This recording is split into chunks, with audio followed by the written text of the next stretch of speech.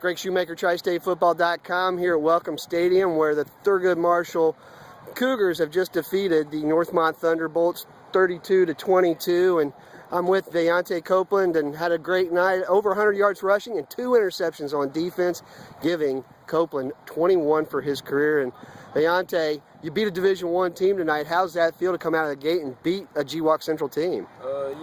It feels great, in my opinion, because, they were kind of talking a lot of smack on social media. But, we want to look past that. They were basically saying, on Yappy and other social networks, like, Division III team can never play, with a Division I team, especially inner city school team, like Thurgood Marshall. So, seeing us, we played them, we matched up with them well, I believe, athletically, our offensive line, actually did good. So, again, this win, it's a big step for our program and, us individually as our team.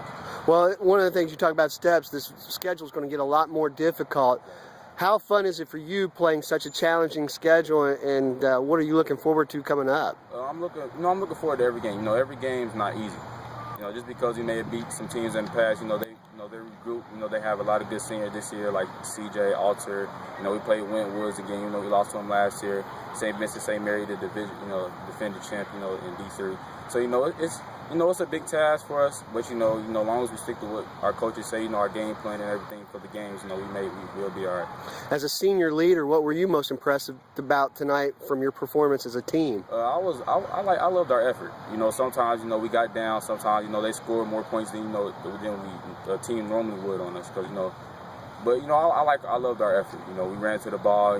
Defensive backs stepped up to the challenge. Not too many receivers had too many catches. They had some catches, but not a lot of receivers had a lot of catches. So I love our effort and our heart. The defense really stepped up. We've been stepping up in practice, running wise. So like I said, I loved our effort. Your precision on offense, you have to have very precise offense with what you do.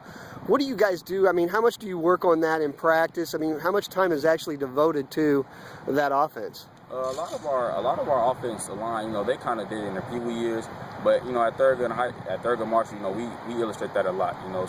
We have, I think, maybe 2 offensive linemen actually going both ways. So the people that's there, starting out on the offensive line, they go over that at least a million times in practice. With our offensive line, we have one of the best offensive line coaches, I think, around, Coach Huey. Not a lot of people give him homage, but I love Coach Huey. He got me to 2,000 yards.